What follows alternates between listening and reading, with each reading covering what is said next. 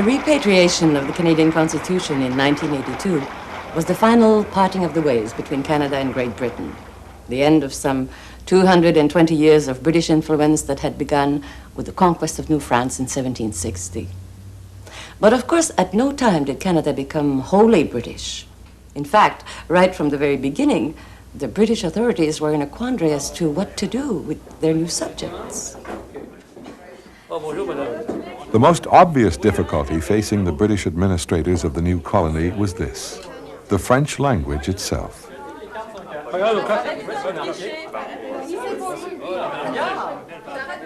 With their takeover of New France, the British had also taken over some 70,000 Canadians who didn't speak a word of English. But language wasn't the only barrier.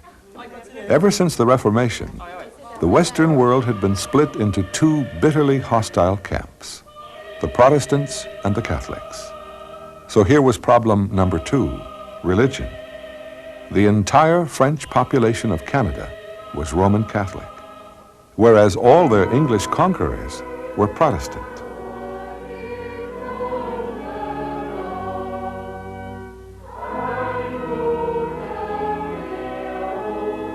A third problem was the Canadian legal system. The British were used to English common law, whereas the Canadians were accustomed to the French civil code, which was very different. Different ways of dealing with crime and with commerce, with inheritance and property rights. Even the Canadian landscape itself seemed alien. Almost the entire colony consisted of a series of long, thin strips of farmland, all ending up on the banks of the St. Lawrence River.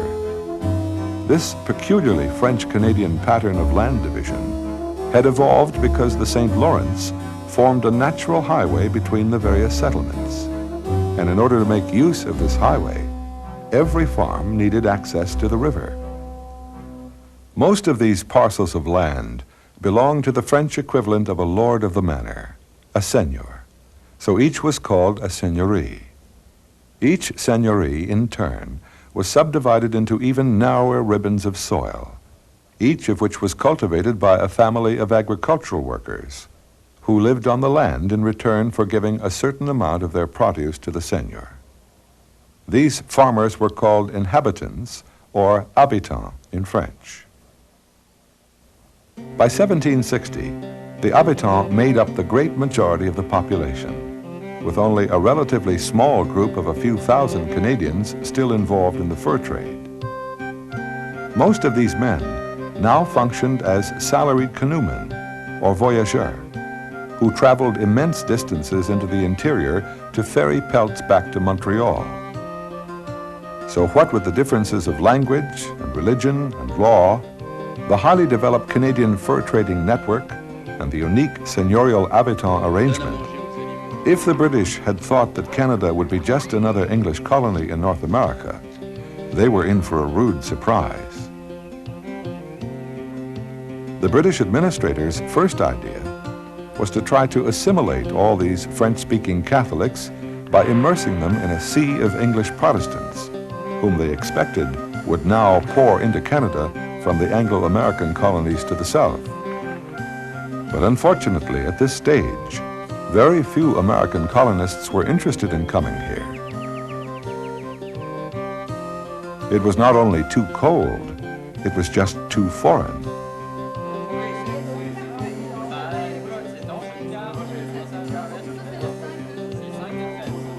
So only a handful of American merchants, plus a few entrepreneurs from Scotland, actually moved to Canada in the 1760s. Most of them settling in Montreal.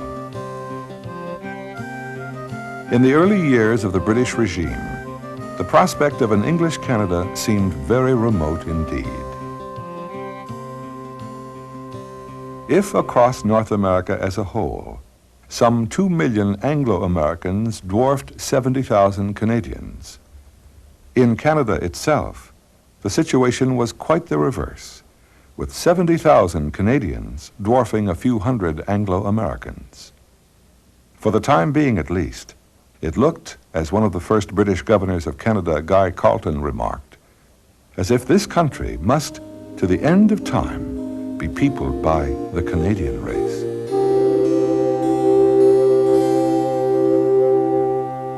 Winning the 7 Years' War brought about an enormous expansion of the British Empire, particularly in North America. But in gaining control of most of this continent, the British now found themselves ruling over millions of human beings of very diverse backgrounds: the native peoples, African slaves, and two groups of European origin, the Anglo-Americans and the French Canadians. It was hardly surprising that coping with the Canadians would have its problems, given their very distinctive way of life. But oddly enough, it was trying to manage the Americans that would cause Britain the biggest headache of all. The port of Boston, December 1773. A party of what looks like Iroquois Indians force their way onto the British ships moored in the harbor and start throwing chests of tea into the water. But these aren't real Indians, only a bunch of Bostonians decked out in feathers and paint.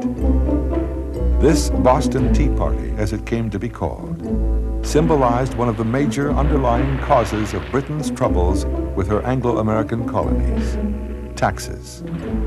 Because the Americans strongly resented having to pay British tax on basic commodities such as tea. To understand why Britain needed to impose such taxes, we have to go back to the end of the 7 Years' War. At the Peace of Paris in 1763, which confirmed what has been called the most brilliant British victory of modern history, Britain found herself with no fewer than 31 colonial possessions straddling the globe, from India to Africa, the Mediterranean, the Caribbean, and Central America. But it was in North America that the British made the most spectacular gains of all, stripping France of almost everything, except for some fishing rights on the northern coast of Newfoundland, plus the two tiny islands of Saint-Pierre and Miquelon. Apart from Louisiana west of the Mississippi, which France had ceded to Spain in return for her support during the war, thereby adding this area to the existing Spanish-American Empire, all the other French possessions on this continent were turned over to the British. The eastern half of the Mississippi Valley, the Ohio Valley, the Great Lakes, and the St. Lawrence Valley. All this was now added to the previous British territories in North America, the 13 colonies, plus East and West Florida, which Spain had ceded to Britain, and enlarged Nova Scotia, Newfoundland, Labrador, and the vast Hudson's Bay Company region known as Rupert's Land. An imperial land grab of staggering proportions. But acquiring all this real estate also entailed keeping the peace among its three major population groups: the Anglo-Americans, the Indians, and the French Canadians. To keep all these people from each other's throats, the British felt obliged to garrison some 10,000 redcoats in North America. Naturally, this cost a great deal of money, and Britain expected her American colonies to bear some of the expense. The simplest way to collect money from people was to tax them. This started with an import duty on molasses, which was used mainly for making rum. Then there was a tax on paper in the form of stamps printed on everything from newspapers to legal documents to playing cards. The Americans vehemently objected to all this. What really angered them was that as colonials, they had no representation in the British Parliament, yet they were subjected to British taxation. So they adopted as their rallying cry the slogan, "No taxation without representation." England has no right to put a tax upon us unless we are represented in Parliament. This was the principle at stake in 1773, which provoked the Boston Tea Party, the first really significant act of rebellion in a long, agonizing process of breaking away from the mother country that would drag on for the next 10 years. It is rather apt that tea should have been the focus of this disagreement between America and Britain, since it has always been such an integral part of everyday life for the British, who still divide their day into a series of tea breaks, whereas ever since that riotous night in Boston Harbor 200 years ago, the Americans have stuck with coffee. The British taxation policy in the New World wasn't the only thing that rubbed the Americans the wrong way. There was another even more contentious issue that would eventually lead to a final and complete parting of the ways between Great Britain and the 13 colonies.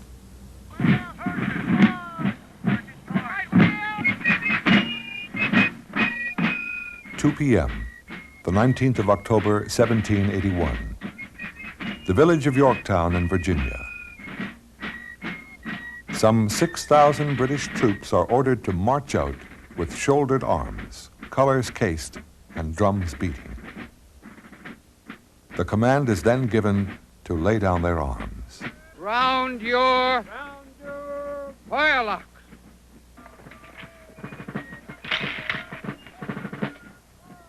Round your firelocks. Firelocks.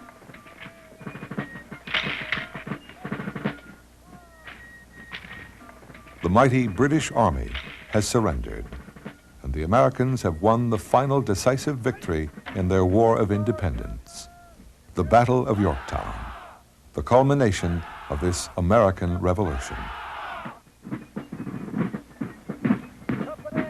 A revolution that had escalated from an argument about tea into a full-scale war, largely because of a series of decisions that were made here in Canada. To see how this came about, we have to return once again to the end of the 7 Years' War in 1763. One of the territories the British had acquired in their conquest of New France was the Ohio Valley, the precise region which had triggered the 7 Years' War in the first place, when the Americans and the Canadians had come to blows here in 1754. As usual, the white men had been squabbling amongst themselves over this land, which also included the neighboring Great Lakes territory, as if it were a gigantic vacant lot. But of course, it wasn't vacant. It was occupied by tens of thousands of native people. Under the New France regime, most of these Indians had enjoyed a fairly friendly working relationship with the local Canadian fur merchants, whom they knew were not after their land, only the pelts of their animals. But when the British inherited New France, the Western Indians feared losing this whole continental interior to hordes of land-hungry American speculators and settlers from the other side of the Appalachian Mountains. So in 1763, an Ottawa chief by the name of Pontiac formed a confederacy of tribes and declared war on the white man. This ended up costing the lives of several thousand Anglo-Americans and the destruction of a number of their forts.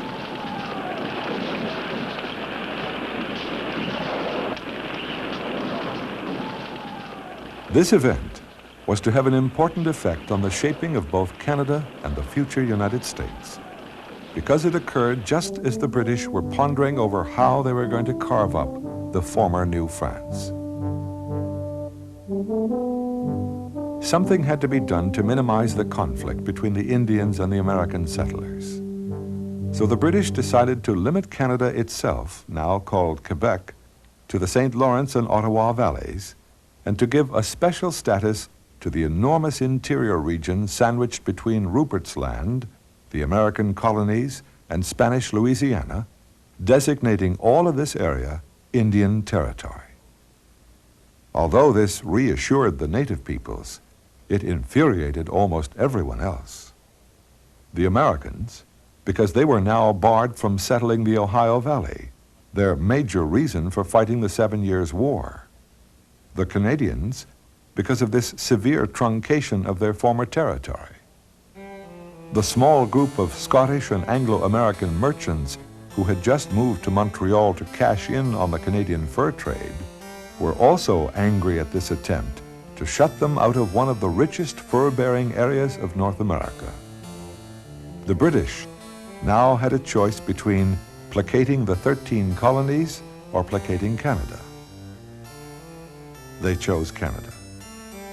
In 1774, they passed the Quebec Act, which restored New France to much the same shape it had before the conquest. Almost everything that had been cut off from Quebec in 1763 was now reattached, with the exception of a much reduced Indian territory. This was fine for the Canadians, and better than nothing for the Indians. But for the Americans, it was a double humiliation. Not only were they still excluded from the western lands, nearly all of this territory had now been handed back to their arch enemy, French Catholic Canada. This supreme insult, combined with the already intolerable burden of British taxes, was just too much. By 1775, the 13 colonies were engaged in all-out war with Great Britain, a conflict that reached its climax with the American victory at Yorktown, and which had begun in earnest with the passing of the Quebec Act. How ironic. The spark which ignited that most American of all events, the War of Independence, was struck in Canada. The period following the end of the 7 Years' War in 1763 was a time of profound division in North America. Not only did the American Revolution bring about the first great rift in the English-speaking world between America and Britain, it also caused division among the American colonists themselves. To John Crydell, Lot 21, in the first concession. During the 1780s, this was a common sight in many parts of Nova Scotia and Quebec. These families are drawing lots for land. They are representatives of the first major wave of English-speaking immigrants to Canada. But they have not come from Britain. They have come from the United States of America. They are part of a veritable flood of over 100,000 refugees who have recently escaped from the new nation to the south. Concession 2. To understand why all these people were running away from the United States, we have to take a closer look at the American Revolution itself. The images of this rebellion are so strong, it's easy to get the impression that everyone in the Anglo-American colonies rejected British rule. But this was far from the case. To start with, we should remember that since the conquest of New France, there were not 13, but 16 British colonies in North America. And the 3 northern colonies all opted out of the Revolution for various reasons. Newfoundland was too remote to care. Nova Scotia was too dependent on Britain to wish to join the rebels. And Quebec, being almost entirely French-Canadian, was not disposed to collaborate with its longtime enemy. So the 13 colonies were on their own. But even within these colonies, support for the revolution was by no means unanimous. For one thing, there were sharp ethnic divisions. By 1775, the population of the 13 colonies consisted of almost 2.5 million white settlers, plus 500,000 black slaves and several 100,000 Indians. Because of the oppression they had suffered at the hands of the white Americans, nearly all the Indians and blacks were naturally opposed to the rebellion and therefore tended to side with Britain. And even within the white population, it is estimated that about 500,000 remained loyal to the British Crown, with over 1 million staying neutral, leaving probably fewer than 1 million Americans who actually took an active part in the Revolution.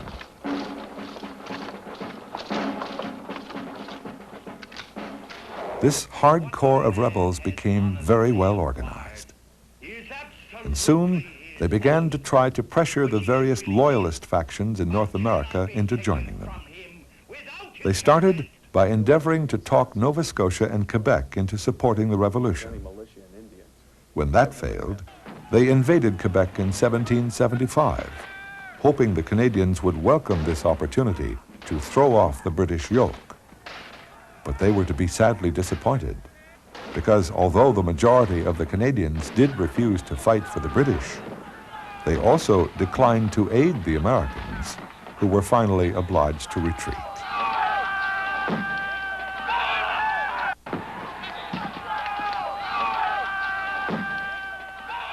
This victory for Canada was due in large part to the Quebec Act of 1774, which had done more than return French Canada almost to its original dimensions. Since it was obviously impossible to assimilate the French Canadians into an English way of life, the Quebec Act had granted them the right to carry on their French law, their seigneurial system, and their Catholic religion almost exactly as before the conquest.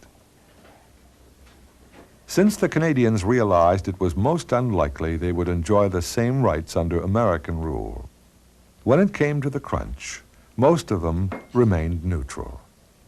So, by a paradox that was to be a recurring theme of our history, Canada remained British because it was French. Comme de fait, Antoine. Alors, man, ça doit pas sentir meilleur au paradis.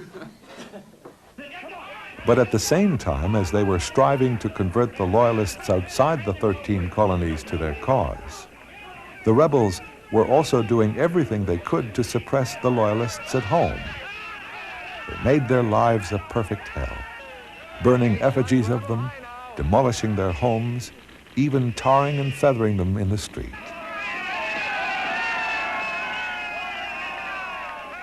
As it became clear that the rebels were going to win their war of independence, more and more loyalists began to flee the United States. By the early 1780s, 100,000 of them had packed up and left. About half of these people went to Britain or to the British colonies in the Caribbean, and the other half went north, with over 30,000 settling in Nova Scotia and a further 10,000 going to Quebec. This is where the British part of Canada's history really begins, with the influx not of immigrants from Britain, but of refugees from America.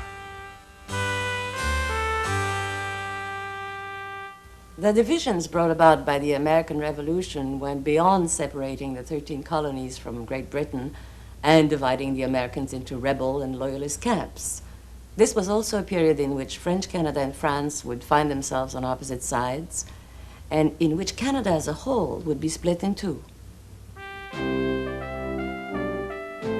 This is an American hero. But the man wasn't American. He was French. The Marquis de Lafayette, a soldier who is still honored in the United States today as a symbol of the contribution of France to the American Revolution. For the army which defeated the British at Yorktown consisted in equal measure of American and French soldiers. Without reinforcements of some 10,000 troops from France, it is by no means certain that the Americans could have overcome the British. In fact, during the first 3 years of the War of Independence, before the intervention of France, victory could have gone to either side. But in 1778, Benjamin Franklin went to Paris to enlist the aid of the French. And since France was still smarting from her humiliating defeat in the 7 Years' War, Louis XVI was eager to get his revenge and agreed to help the American rebels against his old British rivals. This created another division in North America, with two groups of Francophones finding themselves on opposite sides. The French Canadians were by this time more or less aligned with the British, and now the French from France were backing the Americans. And as it turned out, both Francophone groups played crucial roles in the outcome of the conflict. For if America resisted remaining British by virtue of French support at such clashes as the Battle of Yorktown, Canada resisted becoming American thanks to the reluctance of the French Canadians to support the rebels' invasion of Quebec. But the Canadians were to have scant reward for their neutrality. When the rebels had finally won their revolution and peace was declared in 1783, the British negotiated a settlement which was extremely favorable to the new United States of America.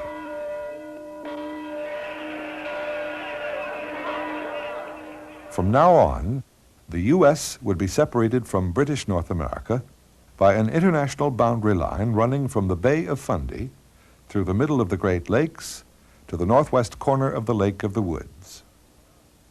The Americans had finally got their Ohio Valley, plus half of the Great Lakes region into the bargain.